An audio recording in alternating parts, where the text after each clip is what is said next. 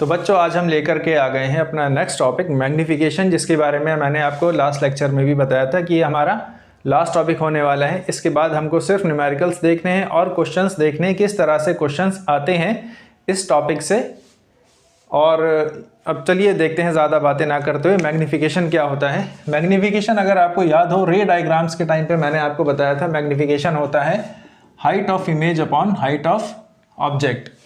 यानी जो image formation हो रही है, इमेज हमारी किस हाइट की फॉर्म हो रही है, प्रिंसिपल एक्सिस से ऊपर है नीचे है, ये सारी की सारी कहानी इसमें हमको पता लग जाने वाली है। एक चीज़ और, ये जो मैग्नीफिकेशन होता है ये -v/u के बराबर भी होता है। ये चीज़ अब हमें प्रूफ करके देखेंगे कि ये रिलेशन कैसे आया, m = -v/u। ठीक है, तो चलिए शुरू करते हैं, बनाते हैं एक अच्छा सा रे डायग्राम और उसमें हम देखेंगे कि किस तरह से मैग्नीफिकेशन होता है हमारी इमेज का। ठीक, तो ये हमारी प्रिंसिपल एक्सिस के बाद ये हमारा कॉनकेव मिरर हो गया और ये हमारा एक ऑब्जेक्ट रखा है जिसका नाम हमने दिया है AB। हमेशा की तरह इसका नामकरण AB के तौर पे हुआ है। एक रे ये गई यहाँ से, इंसिडेंट रे I1, जो कि होगी रिफ्लेक्ट कुछ इस तरह से।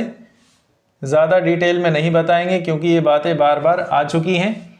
ठीक है, ये रिफ्लेक्ट हो गई हमारी इंसिडेंट रे। और हम जानते हैं कि कोई भी इमेज बनने के लिए कम से कम 2 रेज का मीट होना ज़रूरी है। तो दूसरी रे का हम ऑब्लिक इंसिडेंस करवाएंगे। ऑब्लिक इंसिडेंस क्या होता है ये भी मैंने आपको बता रखा है पहले से यार, पहले वाले लेक्चर भी तो देखो कुछ। ठीक है, तो ये ऑब्लिक इंसिडेंस के बाद ये रे चली और इसने यहाँ पर ये रे कुछ हमारी लहरा गई है, कुछ अच्छी नहीं लग रही है देखने में। चलिए इसको फिर से बनाने की कोशिश करते हैं।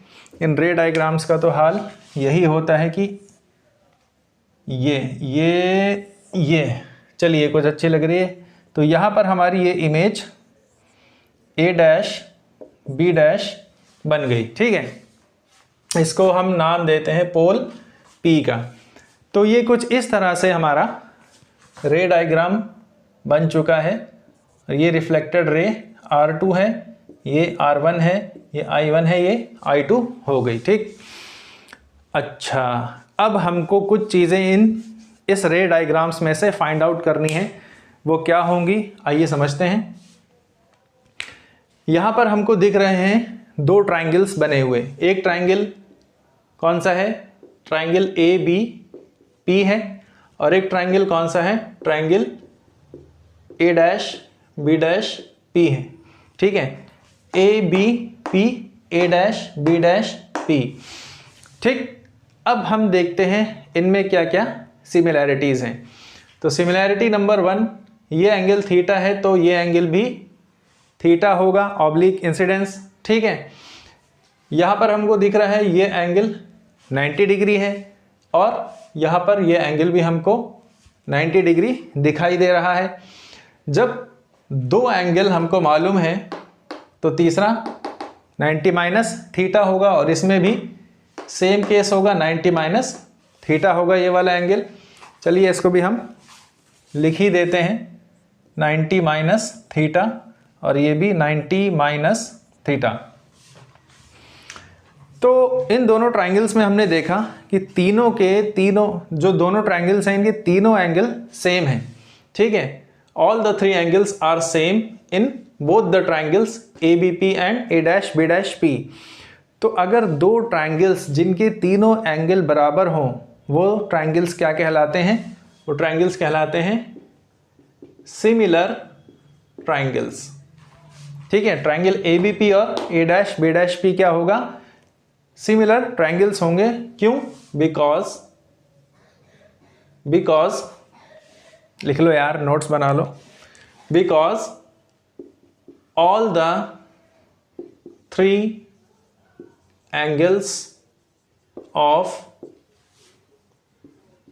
both the triangles are equal।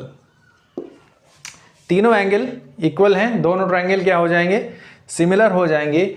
और मैथमेटिक्स में भी हम ये बात जानते हैं और वहीं से ये बात आई है, कोई हमने फिजिक्स में इसको पैदा नहीं किया, मैथमेटिक्स से ही ये बात आई है कि अगर दो ट्रायंगल सिमिलर हों तो उनकी साइड्स जो होती हैं वो हम सिमिलर मानते हैं। जैसे इस ट्रायंगल की बात अगर हम करें, इन दोनों ट्रायंगल्स को अलग बना लेते हैं, ए बी पी की बात हम करें तो ये हो गया ए बी और ये पी हो गया, और ये हमारा हो गया A dash B dash P.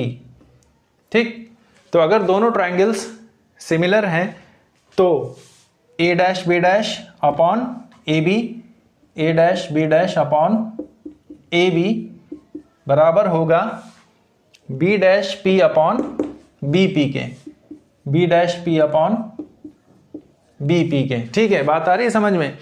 ये जो वर्टिकल लाइन है इस ट्रायंगल की, ये अपॉन ये सिमिलर ट्रायंगल है, बराबर होगी दिस लाइन के और this line B dash P के। ठीक है, वही चीज़ हमने यहाँ पे लिखी है, A dash B dash upon A B is equal to B dash P upon B P. ठीक है, अब हम ये देखते हैं ए डैश बी डैश कितना है। ए डैश और बी डैश को हम हाइट ऑफ इमेज भी कह सकते हैं, हाइट ऑफ इमेज। अब ये हाइट ऑफ इमेज क्या होगी, पॉजिटिव या नेगेटिव? हमने साइन कन्वेंशन में देखा था, साइन कन्वेंशन में हमने ये बात पढ़ी थी। अगर नहीं पढ़ी है तो साइन कन्वेंशन वाला मेरा लेक्चर जाकर के देखें, वहाँ पर बातें कायदे से समझ में आ जाएंगी। साइन कन्वेंशन में हमने देखा था प्रिंसिपल एक्सिस से ऊपर हम पॉजिटिव लेते हैं और प्रिंसिपल एक्सिस से नीचे हम नेगेटिव लेते हैं। अब ये प्रिंसिपल एक्सिस के नीचे इमेज है, इसकी हाइट भी हम क्या लेंगे, नेगेटिव। और ए बी क्या है, ये हाइट ऑफ ऑब्जेक्ट है जो प्रिंसिपल एक्सिस से ऊपर है, तो हम इसको लेंगे पॉजिटिव, यानी H O is equal to B dash P. B dash P क्या है, बी डैश पी क्या है, बी डैश पी को अगर हम देखें तो क्या होना चाहिए, बी डैश पी अगर आप गौर फरमाएं तो है हमारी इमेज डिस्टेंस फ्रॉम पोल, पोल से इमेज डिस्टेंस है ये v, जो कि हम लेंगे नेगेटिव। क्यों? क्योंकि अपोजिट डायरेक्शन में है किसके, इंसिडेंट रे के। डिस्टेंस लेंगे पोल से इस डायरेक्शन में, इंसिडेंट रे है इस डायरेक्शन में। ठीक है, इसी तरह से बीपी, बीपी की क्या होगी, बीपी है ऑब्जेक्ट का डिस्टेंस, ये क्या होता है u, ये भी हम लेंगे नेगेटिव। ये नेगेटिव पॉजिटिव क्यों आ रहा है, अगर नहीं समझ में आ रहा है तो गौर फरमाएं साइन कन्वेंशन को, जो मेरा लेक्चर है। ठीक, अब क्या हुआ, माइनस माइनस कैंसिल, तो height of image upon height of object कितनी आ गई, माइनस v अपॉन u। यही चीज़ हमको प्रूफ करनी थी कि हाइट ऑफ इमेज और हाइट ऑफ ऑब्जेक्ट है वो किसके बराबर होती है, माइनस v बाय u के। अब मैग्निफिकेशन से हमारे पास कौन कौन से बेहतरीन रिजल्ट्स आते हैं, इसके बारे में हमको समझना है। अगर नोट करने में कुछ दुश्वारी पेश आती है तो आप पॉज करके नोट कर सकते हैं। इतनी जगह मैं छोड़ने की कोशिश करता हूँ कि आप लोग पूरे बोर्ड को देख के एक बार नोट कर लिया करें। ठीक है, अब कौन कौन सी चीज़ें इस मैग्निफिकेशन से हमारे सामने आएंगी उसके बारे में ज़रा हम डिस्कस कर लेते हैं। मैग्निफिकेशन क्या होता है, h by I is equal to minus V by U. अब इससे हमें क्या क्या चीज़ें पता लगने वाली हैं। सबसे पहली बात ये कि अगर मैग्निफिकेशन पॉजिटिव है, इसका क्या मतलब है, अगर मैग्निफिकेशन पॉजिटिव है इसका क्या मतलब है, मतलब ये है कि हमारी जो इमेज है वो प्रिंसिपल एक्सिस से ऊपर बन रही है। ठीक है, मैग्निफिकेशन पॉजिटिव होने का मतलब H I upon H not. अगर ये पॉजिटिव है तो इसका क्या मतलब है, इसका मतलब ये है कि दोनों जो हाइट ऑफ इमेज और हाइट ऑफ ऑब्जेक्ट है उनके साइन सेम है। क्या मतलब? मतलब ये कि हाइट ऑफ इमेज, अगर हमारी इमेज जो है उसका नंबर 2 है, यानी 2 सेंटीमीटर लंबी वो बनी है, और हाइट ऑफ ऑब्जेक्ट हमारा क्या है, वो 3 सेंटीमीटर था। ठीक है, तो पॉजिटिव है साइन दोनों का। तो इसका क्या मतलब हुआ? इसका मतलब ये हुआ कि हाइट ऑफ इमेज और हाइट ऑफ ऑब्जेक्ट पॉजिटिव है, यानी प्रिंसिपल एक्सिस से ऊपर की डायरेक्शन में ये फॉर्म हो रही है। ठीक, तो अगर m पॉजिटिव है तो हमारी जो इमेज है वो प्रिंसिपल एक्सिस से ऊपर ही बन रही होगी। और हम ये बात जानते हैं कि अगर इमेज और ऑब्जेक्ट दोनों प्रिंसिपल एक्सिस से ऊपर की डायरेक्शन में हो या सेम डायरेक्शन में हो तो इमेज हमारी जो बनती है वो बनती है वर्चुअल एंड इरेक्ट। जब भी इमेज वर्चुअल बनेगी तो हमेशा इरेक्ट ही बनेगी। इसके बारे में जानकारी और इन्फॉर्मेशन आपको पहले के लेक्चर्स में दी जा चुकी है कि अगर इमेज वर्चुअल बनेगी तो वो इरेक्ट ही होगी।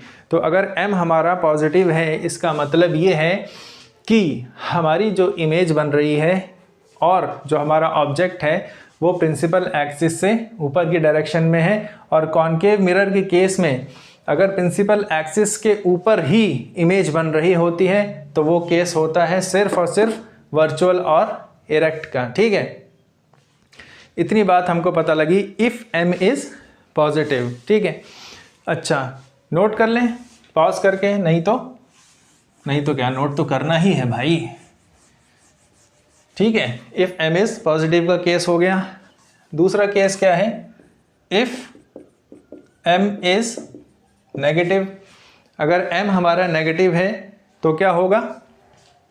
m हमारा नेगेटिव है, इसका मतलब ये है कि इमेज hi/h0 अगर नेगेटिव है, फॉर एग्जांपल -1/2, यानी हाइट ऑफ इमेज 1 है, हाइट ऑफ ऑब्जेक्ट 2 है और नेगेटिव साइन के साथ आ रहा है। इसका मतलब ये है कि हमारी जो इमेज बन रही है वो प्रिंसिपल एक्सिस के नीचे बन रही है, यानी दोनों की जो डायरेक्शन है वो अपोजिट है, इमेज की और ऑब्जेक्ट की।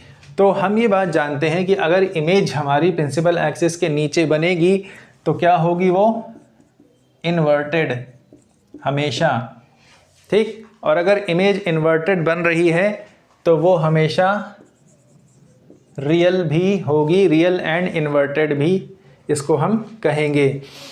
तो यहाँ से हमको मालूम चला अगर मैग्नीफिकेशन हमारा नेगेटिव आ रहा है तो इमेज हमेशा रियल और इन्वर्टेड ही बनने वाली है। तो ये इस तरह से छोटी छोटी इन्फॉर्मेशन क्वेश्चन पूछेगा। If m is -3, if m is -3 तो क्वेश्चन पूछेगा किस तरह की इमेज बनेगी, रियल बनेगी, इन्वर्टेड बनेगी, वर्चुअल बनेगी, इरेक्ट बनेगी, मैग्नीफाइड बनेगी, डिमिनिश्ड बनेगी, क्या बनेगा? इस तरह के ऑब्जेक्टिव क्वेश्चंस आएंगे। तो ये सारी इन्फॉर्मेशन बहुत ज़रूरी है। ठीक है। तीसरा केस हमारा क्या बनता है? तीसरा केस हमारा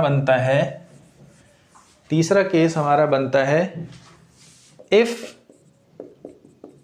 mod m is greater than 1। mod m का मतलब, अब हम नेगेटिव पॉजिटिव की बात नहीं करेंगे, क्वांटिटी की बात करेंगे कि हमारा m कितना आया। तो m इज़ ग्रेटर देन 1, यानी hi/h0 is greater than 1। It means height of image is greater than height of object. Height of image is greater than height of object. अगर इमेज का साइज़ बड़ा है object से तो हमारा answer होता है इमेज बन रही है कौन सी? मैग्नीफाइड। ठीक है, इसी तरह से चौथा केस बनेगा if mod m is smaller than 1 then hi/h0 smaller than 1 then hi is smaller than h0, यानी हमारा केस ये बनेगा डिमिनिश्ड का। ठीक है, ये बात समझ में आ गई कि अगर मैग्नीफिकेशन ग्रेटर देन 1 है तो किस तरह से हाइट ऑफ इमेज बड़ी होती है हाइट ऑफ ऑब्जेक्ट से, और अगर हाइट ऑफ इमेज बड़ी हो तो वो कहलाती है मैग्नीफाइड इमेज। इसी तरह से hi स्मॉलर देन h0 हो तो हमारी इमेज छोटी है ऑब्जेक्ट से, तो ये हमारी इमेज कहलाएगी डिमिनिश्ड। यानी m की वैल्यू, कोई भी एक m की वैल्यू है, फॉर एग्जांपल m इज -3, तो इसके अंदर बहुत सी इंफॉर्मेशन छुपी हुई है कि m अगर नेगेटिव है तो क्या आंसर है उसका, ठीक है। m की वैल्यू, मॉड m की वैल्यू, यानी सिर्फ हम 3 की बात करें तो इस 3 से क्या क्या इंफॉर्मेशन हमको मिल रही है, वो सारी की सारी कहानी इस मैग्नीफिकेशन से हमको पता लग जाएगी, ठीक है। तो यहाँ पर हमारा सारा जो खेल है रे ऑप्टिक्स का, स्फेरिकल मिरर्स का, कॉनकेव और कॉन्वेक्स मिरर का, वो ख़त्म होता है और इसके बाद हमारे पास सिर्फ़ और सिर्फ करने के लिए बचते हैं न्यूमेरिकल्स। जितने न्यूमेरिकल्स करेंगे, जितनी प्रैक्टिस करेंगे, उतनी ज़्यादा थ्योरी हमारी क्लियर होती चली जाएगी और जितनी थ्योरी क्लियर होगी उतना ज़्यादा कॉन्फिडेंस हमारा बढ़ेगा, चाहे वो हमारा बोर्ड का एग्ज़ाम हो या फिर वो हमारा कोई भी कॉम्पिटिटिव एग्ज़ाम हो, ठीक है। तो बार बार मैं कह रहा हूँ, नोट्स बना के पढ़ते रहें, तैयारी करते रहें, थोड़ी देर अपने आप को दें, वक्त दें। बोर्ड एग्ज़ाम हो चाहे आपकी प्रिपरेशन हो कॉम्पिटिटिव एग्ज़ाम्स की, सुकून से दिल लगाकर पढ़ने की कोशिश करें, नोट्स बनाएं, रिवीजन बराबर करते रहें और लास्ट ईयर्स के क्वेश्चंस लगाते रहें। नेक्स्ट लेक्चर में हम लोग मिलेंगे एक नए टॉपिक के साथ, और नया टॉपिक कोई थ्योरेटिकल टॉपिक नहीं होने वाला है, बल्कि लास्ट ईयर्स के क्वेश्चन होने वाले हैं जो इस रिफ्लेक्शन से आ चुके हैं पिछले 10 सालों में। तकरीबन कोशिश यही करेंगे ज़्यादा से ज़्यादा जो लास्ट ईयर क्वेश्चन है वो हम कवर करें, जिससे हमको ये मालूम चले कि हमने जितनी थ्योरी पढ़ी है वो हमारी कहाँ कहाँ काम आने वाली है। मिलते हैं नेक्स्ट लेक्चर में।